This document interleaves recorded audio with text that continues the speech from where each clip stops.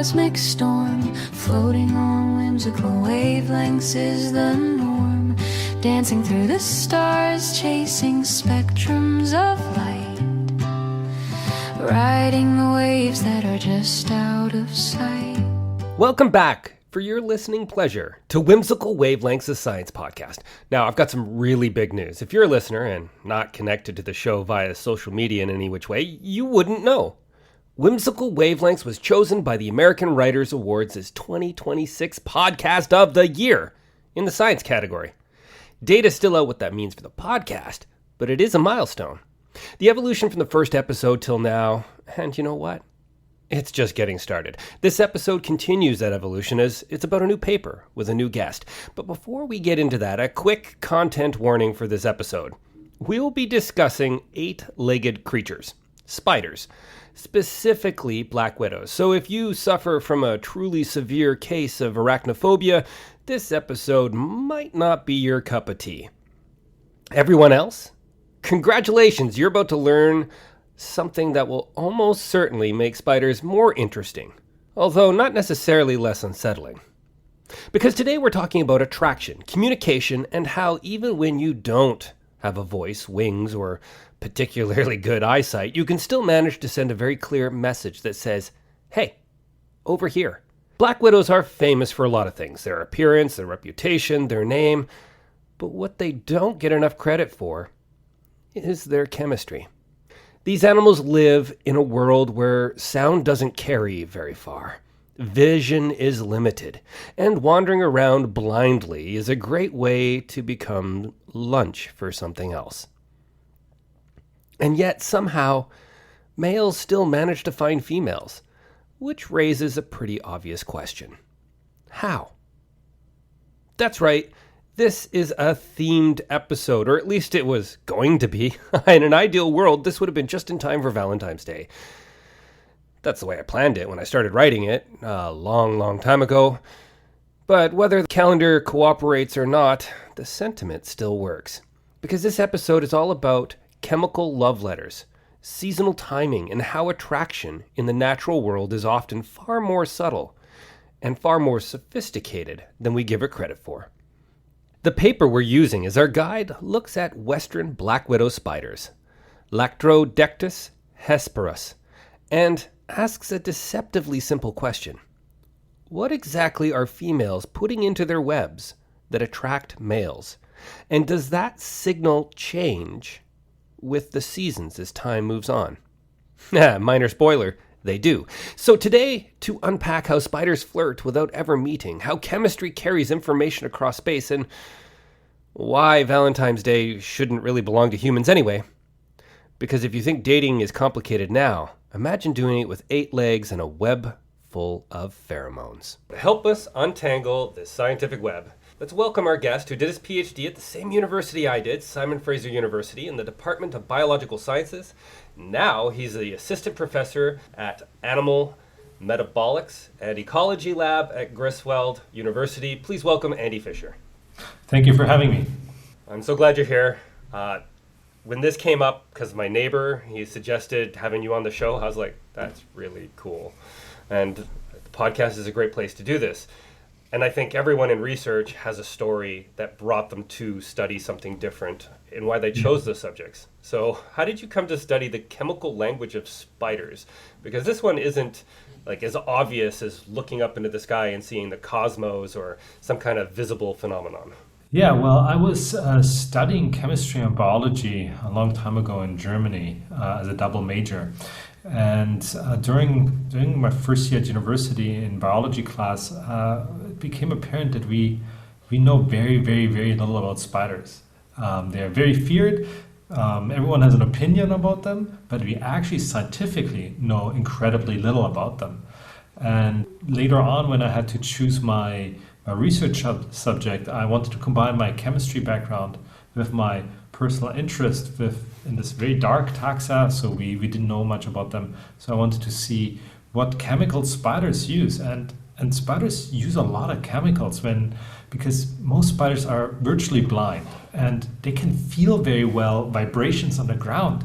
But when you want to communicate with anything that is further away than a meter, they actually use their sense of smell, and even upon contact, they use their sense of taste, and that's their main communication language. So when you think how a male finds a female, well, they smell them, and it became at the time a hobby and then a profession to identify the chemicals involved in this communication. So I moved then to Vancouver, to Burnaby specifically, and studied at Simon Fraser, did my PhD there, how spiders chemically communicate, and that became my job. That's awesome. This is almost like asking the same question twice, but I think it's still useful to reframe it. So before moving towards the paper, like, you're already talking about like how creatures communicate. You said the spiders were essentially blind, but I think spiders have many eyes, don't they? Yes, so most spiders have 8 eyes, but the very most spiders, they don't really use them. They can see a shadow coming, or if it's day or dark, is it night, or is it a dark corner where I'm more comfortable or not. So that's what they use their eyes for. There are very few spiders like jumping spiders, wolf spiders, ogre-faced spiders that use their eyes for hunting. But all other spiders, not really. Huh. What is that? Sorry, this is a complete aside. We're already going on a deviation. But how did they, like, with 8 eyes, is there some things that's happened evolutionary that have changed that system? Like, they have so many of them, yet they don't really use them. Well, they use them. They use them, just not for the same things we use our eyes for. So we are very visual animals. And we communicate very unaware with our sense of smell and taste. We can talk about that a little bit later. But for spiders, they have their eyes very strategically positioned across their head. So they can see if some emotion comes from behind, or if something is in front of them. They have 360 vision, almost 360 vision on a cylindrical sphere, and they use their eyes, just not for the same things we use ours for. So, yeah. Okay, so you and I right now are using sound to communicate. Then obviously humans use visual cues, whether you're in traffic and getting angry. And then there's also smell. Are there any other ways to communicate? I mean, you mentioned taste. Yeah, so this sense of smell and taste we combine as chemical communication. So smelling is basically the same thing as tasting, except that the chemicals we detect are in the air, whereas upon taste we have to have surface contact. But other than that, it's basically the same thing. It's chemical communication. Our tongue can taste all kinds of chemicals, whereas our nose can smell all kinds of other chemicals. Other animals, they use a lot of vibration. So vibration is the same thing with sound or substrate-borne vibration. Sound is nothing else but airborne vibration, where the air moves, and this is a vibration that we can hear. The same thing happens with vibration on a table, or sometimes when you feel a seismic vibration, worst case is an earthquake, where you see literally the earth shake. Many animals are very attuned to these seismic, so the substrate-borne tremulative communications. Other than vibrations, electric communication, that is an emerging field. So when we think of electric fish, these are very exclusive taxa, but over the last 10 years, we started to realize that a lot of animals communicate with electrostatic signals. So they obtain an electrostatic charge as they move through air, like a bumblebee, for example. And when they then land on a flower, they discharge locally on the flower. That changes the electrostatic profile of the flower, and another bumblebee can detect, based on the charge, if the flower has been visited recently by a bumblebee or not any other flying insect. The same, any flying predator moves through as an insulated body through the air, and thus gets a charge over time. And many prey animals, for example, a caterpillar, can sense the electrostatic field of for example, wasp as it approaches, and then respond with a anti-predator behavior. Wow. Yeah. So there's lots of emerging stuff happening on the communication front, but the traditional and better studies is visual and acoustic communication, and well known and used by the very most different types of animals is chemical communication, both sense and taste. Sense of smell and taste. Yeah.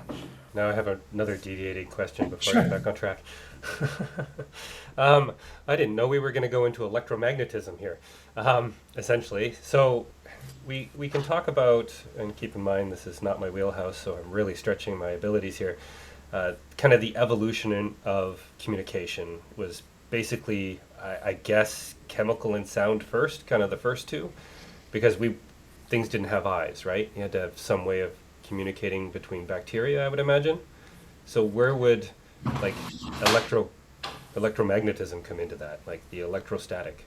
So we don't really know when the different modalities, so types of communications came about. And we know from different animals, and when you compare our sense of smell and taste, which seems to be the oldest, the way we detect things is very different from an insect, which has antennae with which they smell and taste, which is again very different to spiders. They smell and taste with hairs on their legs. So it's very diverse. We assume that when you think of the most primitive life form, single cell organisms, they can sense chemical gradients in the medium they originate, and then they can move towards or away from it, which we call chemotaxis, which is based on a sense of ability to taste or smell these chemicals. Now, sound has a very little effect on these waterborne media. We don't really know. So light seems to be a very important communication modality to detect from the environment, to sense the day or night, etc. But we don't really know how these things evolved on this macroevolutionary scale. All right, so now I got to ask you a famous question, a why question, and you've already sold me. I think this is absolutely fascinating. We should absolutely study the heck out of this. But to someone who doesn't know a whole lot about science, why study the chemical communication or the pheromones or the language of love of spiders and insects in general? Most chemical communication is studied in insects, and most of them because there are a lot of problematic insects. When you think of a moth that lays eggs and then the caterpillars eat all your apples, in your apple orchard, for example, if you identify the pheromones, which are the chemicals used for the female to attract the male, if you flood that orchard with female pheromone, the male cannot find the female anymore. The female remains unmated. She cannot lay eggs. Your apples don't get eaten. You don't even have to spray pesticides. Or you reverse the whole thing around. You have a trap where you lace it with pheromone and all the males get sucked into that trap, like being attracted to the trap and then essentially being removed from the microhabitat. And hence your females remain unmated. And so you have a very efficient way of controlling pest organisms with the pheromones. And a similar idea brought me then also to Vancouver back in the day. I wanted to find something that deters spiders, so a pest management strategy, which Vancouver, Simon Fraser University specifically, is most famous for their former Center for Pest Management. And they had a Master of Pest Management program, which is super invaluable in training these novel ways of thinking how to control pests without pesticides. And chemical communication is one of the most effectively used ways of controlling pests. Okay, well, this seems like the perfect segue to the paper we're discussing, Identification and Seasonal Abundance of Web and Airborne Sex Pheromone Components of the Western Black Widow Spiders, Latrodectus hesperus. Before we get to the experiment and the results, who is Latrodectus hesperus, and the type of communication that we're talking about here, is it like super common among spiders in general, or is this really like for a small subgroup?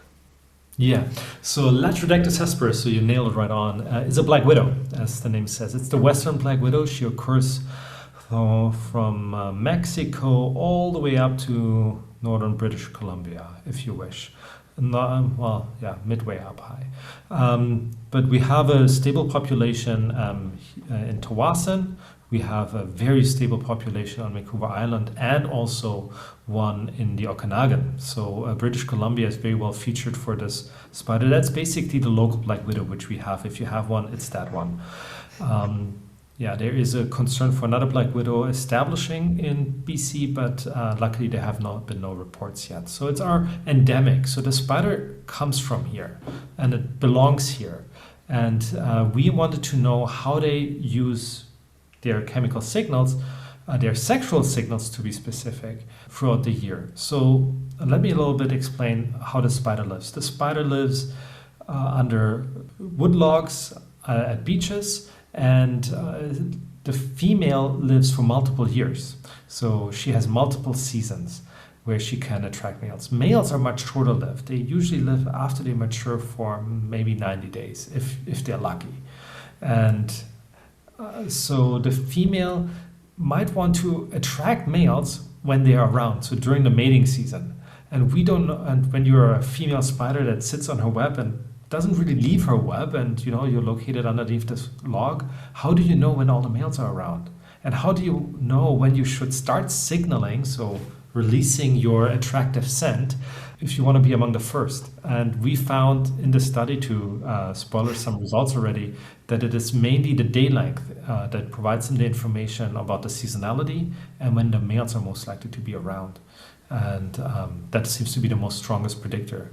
I'm sure there's something I missed. I'll circle back to it at some point. I'm sure it'll come back. But one thing that people are probably going to instantaneously wonder is, like, you're doing field work with spiders. These spiders aren't exactly safe. I mean, if we call someone who always kills their husband, we kind of call them a black widow, right? So that's already in the vernacular of humans. So how do you find them, capture them, and I guess experiment on them? Yeah, so the spider is likely not very aggressive. That is a very good thing to start out with. Yes, they have a medically relevant bite, but the statistics tell us, at least from the States, that 50% of the bites are dry. No venom is applied, if a bite occurs, right? That high? 50% is dry, like nothing. That's what I mean, like that high, like 50%, they don't even inject the venom. Yeah.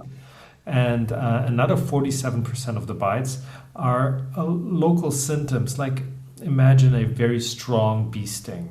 Like it's local muscle cramps, but it stays local wherever you get bitten. It's very uncomfortable. It's not recommended, but it's also not like, okay, I'm going to die. In 3% of the cases, there are severe medical conditions appearing. When the venom spreads throughout your body, as I just explained, it causes muscles to cramp, a certain type of musculature. And if your breathing muscles of your diaphragm are affected, you could suffocate, which is the death by a widow. But it is very rare that this happens, even among the people who get bitten. And the next thing is, as you asked how I work with them, well, the trick is not to get bitten, which is fairly easy with the spider because she's not aggressive. It's very, I found I never had a female spider even give me a threat pose of this kind of spider. So wait, they have it like a dog lays its ears back. The spider has its own threat pose. Yes, so the spider, when you disturb the spider, first response she will do is she will run away. She will try to get away from you. That's her instinct. If you block her and really keep cornering her, she usually then lifts her two front legs and maybe her second leg pair and to try to appear bigger. That's what I deem a threat pose, which I have not seen in this species on my own. I've seen videos of it. And then if you keep harassing the spider has yet another level of defense where she pulls out large droplets of sticky glue out of her spinnerets and tries to wrap the attacker in this gluey mess, which is very efficient if you think it's a wasp attacking the spider. Like it can very much immobilize the wasp. Against us humans, it has very little defense. Now, but if you keep cornering the spider, she might bite, and that is something we wanted to avoid by any chance. So the rule of thumb was never squeeze a black widow, ever, with anything. And additionally, just to be on the safe end, we wore gloves, protective gloves, when we worked with these spiders, and we used very long tongs. So to keep a physical distance from the spider, never have intentional physical skin contact with the spider. But even if it were to happen, the spider is not super dangerous in terms of aggression level. But yeah, we have had high respect of the spider, and I still do. I'm going to pivot back just one sec. So you said, and I gave a bit of a surprise, so almost 50% of the bites don't even inject venom. Is that because the venom is hard to make and it doesn't want to use it unnecessarily, or it's hard to predict the intention of a black widow? Yeah, I assume that defensive bites without venom use could be just because venom is pure protein and relatively expensive to make. If there's a form of venom metering in a decision, I cannot assess. There is another big factor in there is what in the medically relevant literature, the biggest problem is actually misidentified spider bites, where people come around and say, I got bit by a spider, I got bit by a black widow, but it then later turns out that it wasn't a spider in any form, shape, or way. And that is actually the bigger medical concern around spider bites. When people come and insist that they have been bitten by a certain type of spider, they get treated for it. But they have another completely different medical condition, I don't know, infected bacterial infection from a normal pierced wound. And if they then get treated for a black widow bite, for example, the underlying condition remains untreated and can cause real medical problems. With black widows, as said, when we know that it was a black widow bite because someone took a photo of the biting animal or even captured it, that's usually the gold standard. If you're not a professional, definitely don't sweat it to try to capture the spider after she bit you. no point in getting bit again. Yeah. There are a bunch of spiders that look like black widows, but are not, which are very, very common in and around houses, also in Burnaby. So these misidentifications are another layer that comes into that. But of the confirmed black widow bites, roughly 50% are, as far as we know, dry. That's crazy. Okay, well, let's go back to the paper because I got us sidetracked again. So this paper was all about the different pheromones that are, I guess, embedded into the web depending on the mating schedule, I guess is the better way to say it. So you found different chemicals, the chemical of the web changed over the year? Yeah, so we found actually a very sophisticated communication system. When you imagine you're this black widow and you're sitting on the same web, basically in the same house the entire year, and you're waiting in the house for a mate, and you're not really leaving the house, and there's no online dating. So how do you communicate? You can't go to the club. There's no alcohol. There is no alcohol for these spiders. No, unfortunately not. No. So how do you find a mate? So these spiders, if they were to release a smell, that smell would vanish the moment they stop behaviorally releasing it. So most insects, for example moths, they actually at a certain hour of the day they start pumping with their behind a pheromone into the air, which is around only at that time, only for that location, because once they stop pumping, once the male had arrived, they fly off and are then on a completely different spot. But these spiders, they are sessile on the same location. For them to only call during certain time windows wouldn't be as beneficial. So, and this is exactly what we found. We found that these spiders, they put a chemical onto the web that slowly degrades over the course of weeks. And one of the degradation products, so there's a chemical bond, it's an ester bond.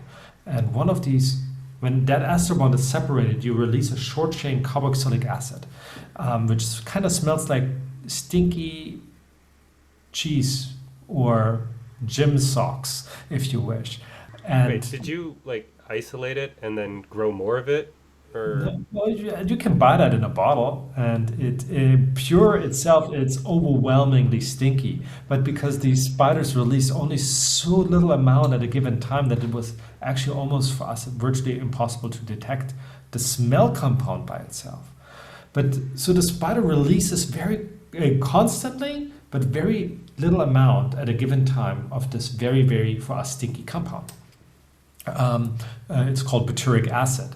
So the acid of old butter, and this is literally how it smells.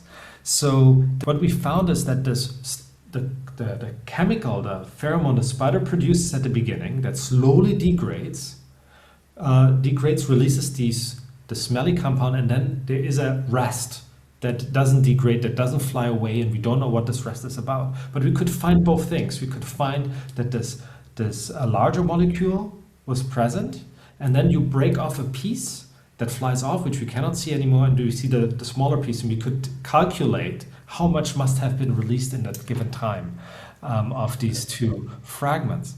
Now, I just mentioned that this butyric acid, so this stinky cheese smell, attracts the males to the females. And when they arrive on the web, the male can taste that compound, the chemical the spiders had produced in the first place. You know, the stuff that is slowly being deteriorated. And that, when the males taste that compound, it releases a behavior in the male that initiates courtship, where when he tastes that compound, he starts bundling up the female's web. He starts cutting silk strands. He starts adding his own silk and bundling up to a tight ball. And we don't know how or why, but somehow the female finds that incredibly sexy when her house is being destroyed by the male. And then they, if she convinces him sufficiently, then they mate. And in this species, so in Latrodectus hesperus, there's only 10% chance of sexual cannibalism. So the males survive most of the mating encounters.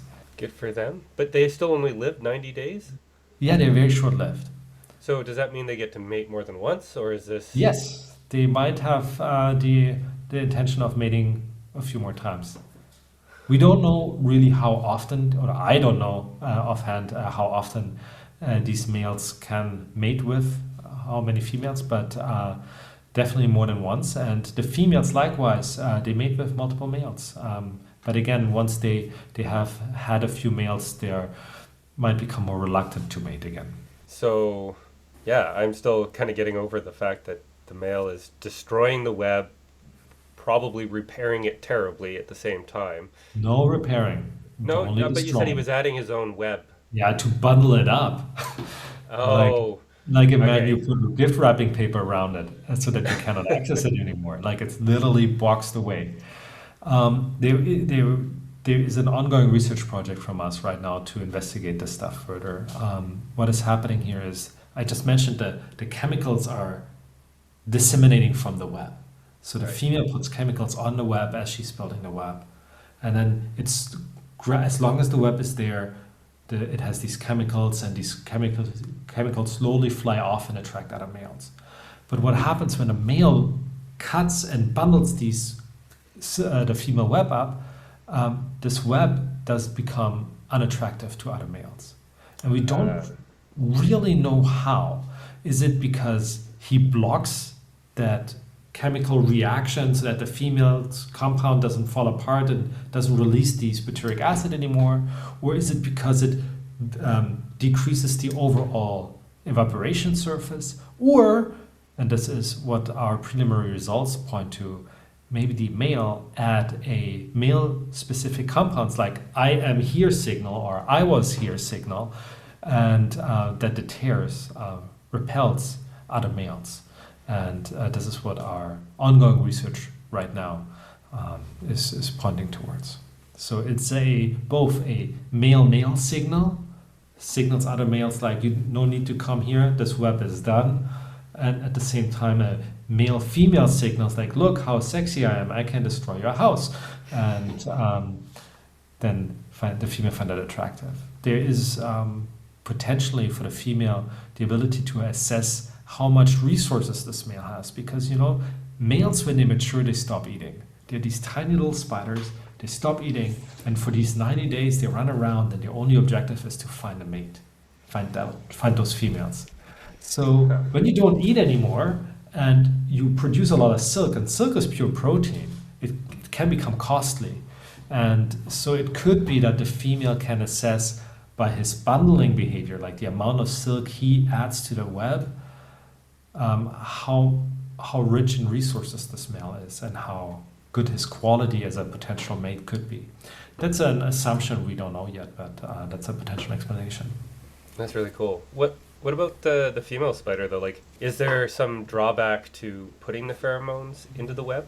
like, does it cause the web to degrade? Does it cost, like, is there an evolutionary or is there a cost associated to producing that pheromones? Is there, like, why not just produce it year round and hope for the best instead of putting it only when the males are available?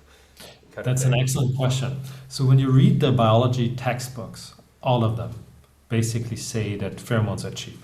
So it would make sense to max out the production, constantly produce all year round if they're really cheap. But when you then look at the underlying studies, there are, as far as I know, like 5 studies they demonstrate that pheromones are actually quite costly. And there's a single study in a single animal where it seems to be fairly cheap. So it might be cheap for some animals, might be more expensive for others. Here in this case with the black widow, this pheromone they produce contains nitrogen, so it's an amino acid derivative. And that usually points that it's actually nutritionally expensive. And we have done now several research projects, including this one, where we demonstrate the females are not wasting that stuff. They use it when the chance of encounter is high or necessary. When females get starved, their production of pheromone goes down.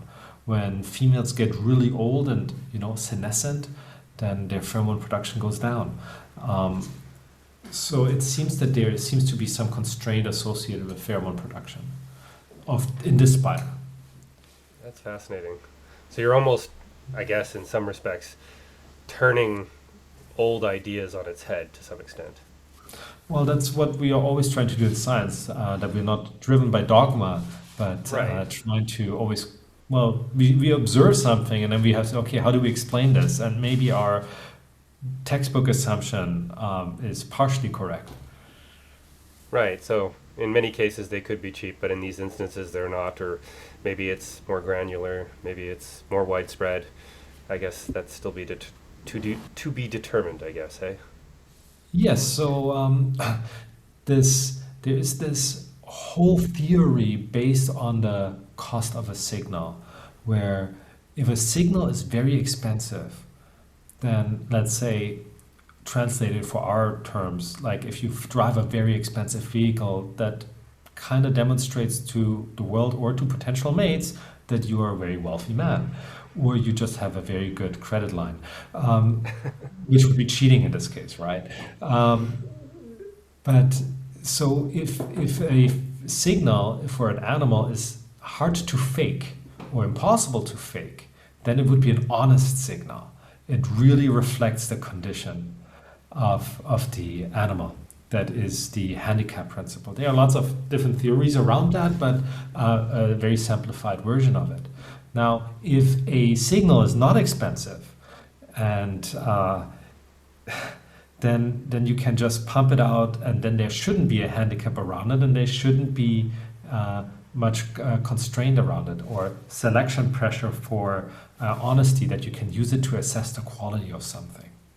Now, this goes a little bit beyond the study at hand, but with a very close relative, the false black widow, our research team found that when females get starved for a long time, like I'm talking 40 weeks, like a very, very long time, their ability to produce pheromone goes down because, no food is hard to pump out stuff. But they cheat by changing the rate at which the pheromone is being released. So you remember there was this chemical reaction happening on the web that slowly degrades that stuff they produce and releases the mate attractant.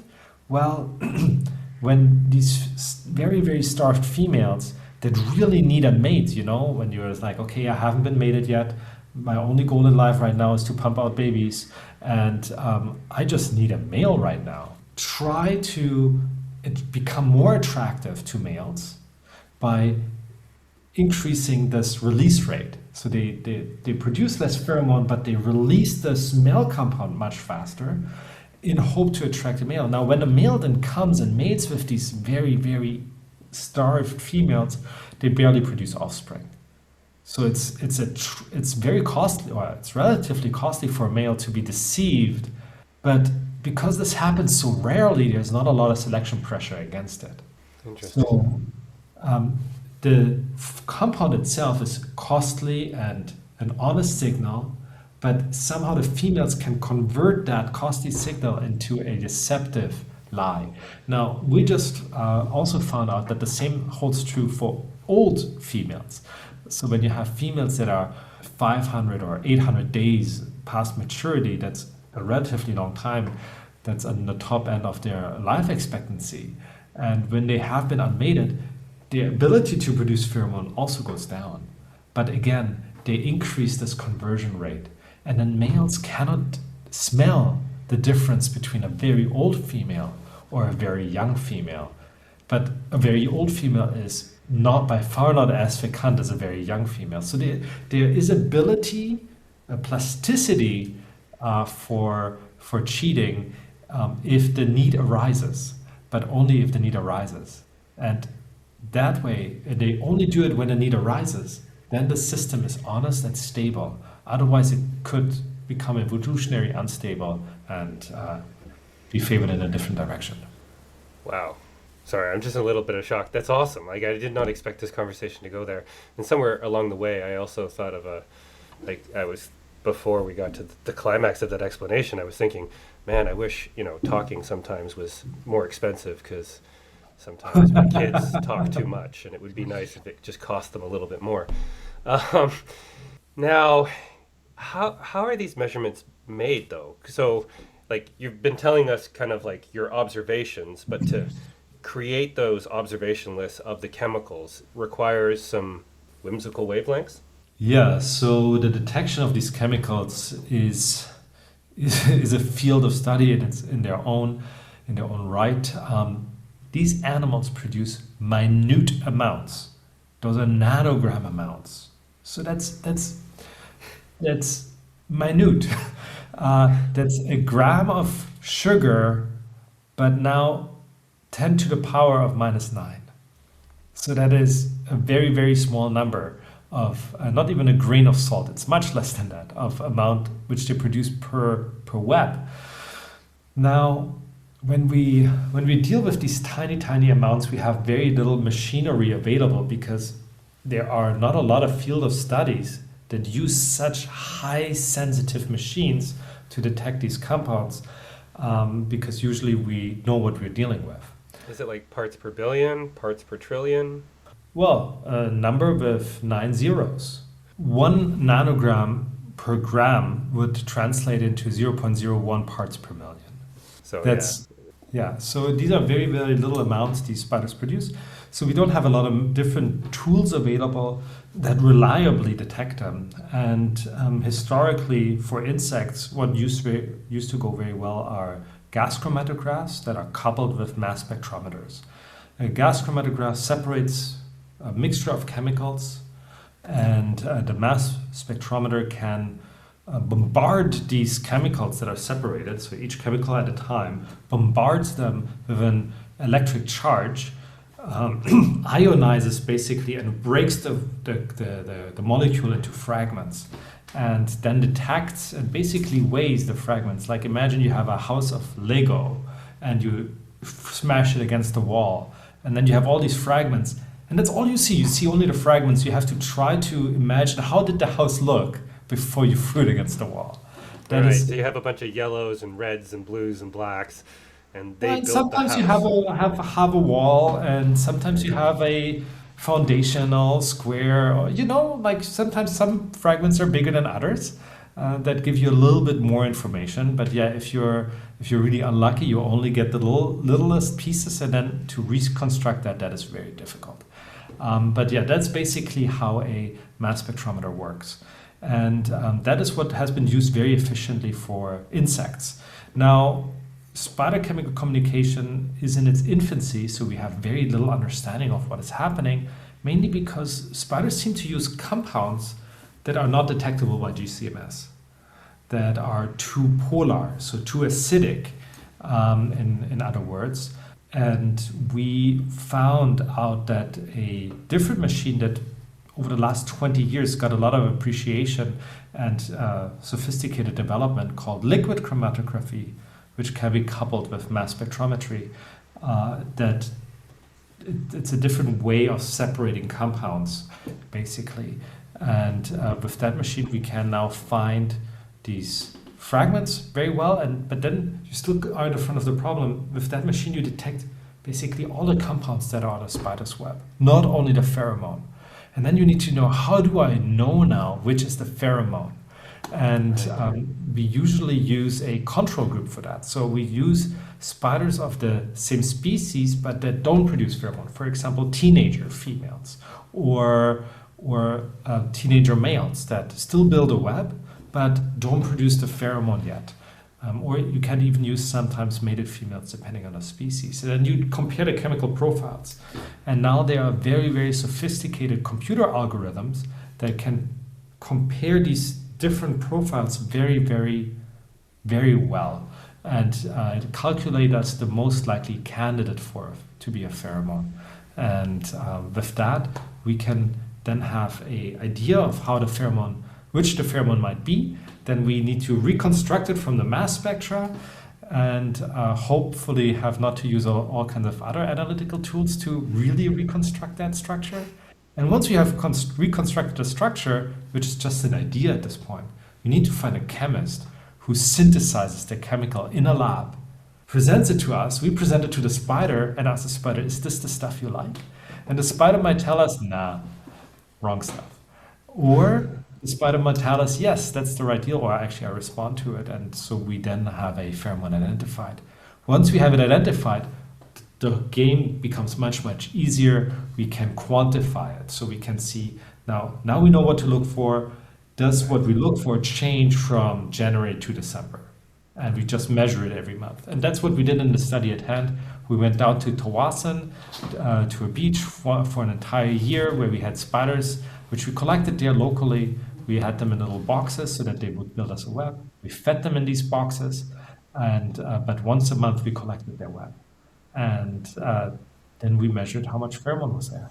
Wow. So even at the end of it all, even at this sophisticated level, there's still a little bit of guess and check. Oh, yeah. Yeah, a ton.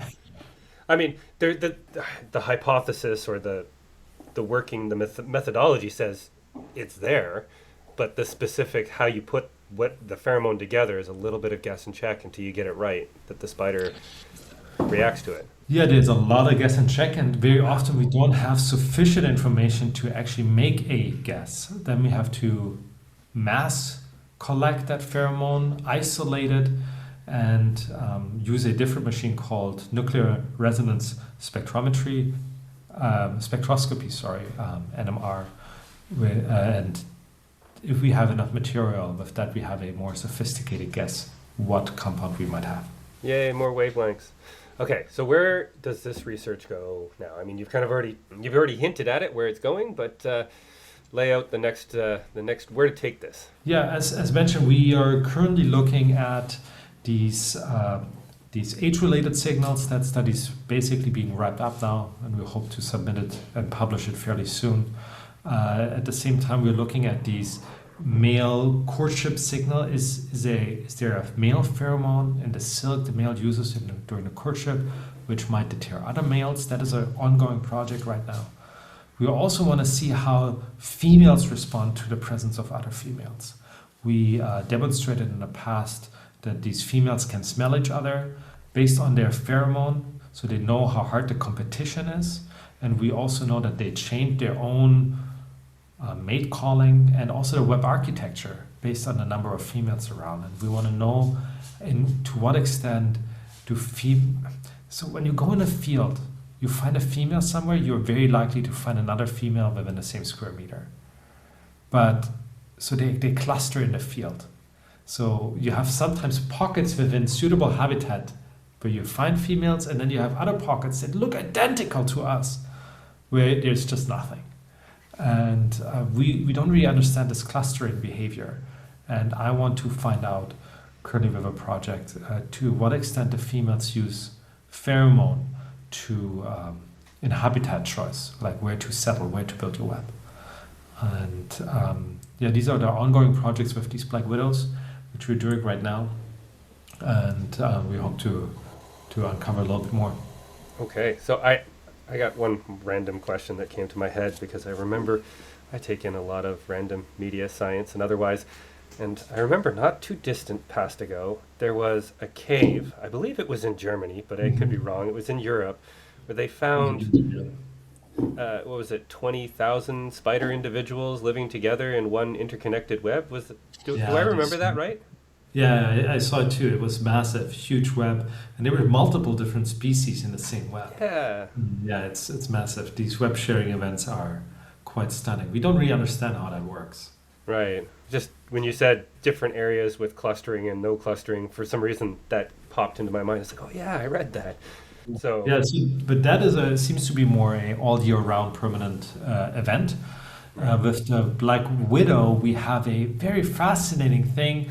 The winters can be quite unpleasant in Vancouver, or Raincouver, as we used to call it, right? yeah. These spiders also prefer the summer, seemingly. In the summer, they're solitary. Every spider has their own web. They have their own little area of the log, and that's their home. But a team also from Simon Fraser University a while back, 15 years ago, found out that these spiders in the winter, when it rains, they tend to do web sharing behavior, where the females, their webs kind of merge into each other, and sometimes you find 3 or 4 females on the same web. So they kind of have this subsocial state where we don't really know why they do it or how they do it. And for me, it's more importantly, when do they decide to break up as a team? And because these females can be cannibalistic. So I assume that that's an hypothesis I do want to test down the road. I assume that when the pheromone production gears up for the warmer months from the mating season, that is also the signal for the females, like, okay, let's everyone go their own way, at least for a few centimeters in between us, rather than continuing this web sharing behavior.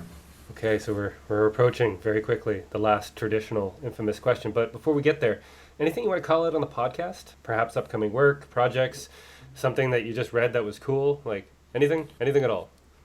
So I would call out to work from the lab where I'm now suited in, where they found out how spiders smell, that they smell with their legs, with these tiny little hairs. That was discovered pretty much a year ago, so it's really hot off the press, and I'm really excited about finally knowing how spiders smell and taste.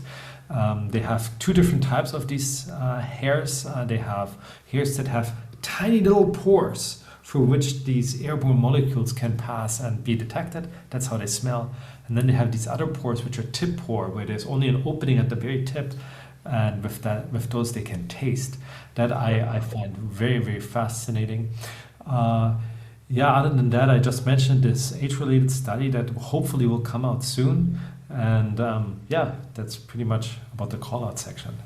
By all means, send me an email with the papers, and I'll make sure they're either in the show notes.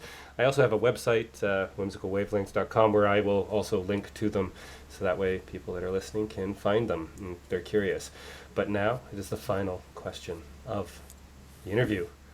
Your favorite science joke? Difficult one. I had to think about that one a while. So I thought, how does the male Black Widow know that his date is going well? I have no idea. Well, if they had great chemistry, she will decide to wait until dessert to eat him.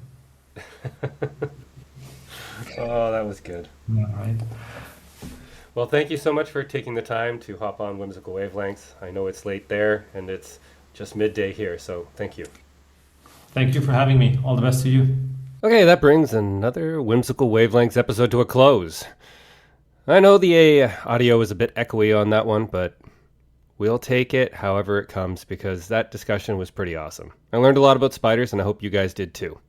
So I'll see you again in 2 weeks with another award-winning episode. In a world so chaotic, so misbehaved, echoes of melodies remind us it's always colors weave stories painting the sky, swaying to rhythms as the galaxies fly by. Ooh, we're tuned in, feeling the beat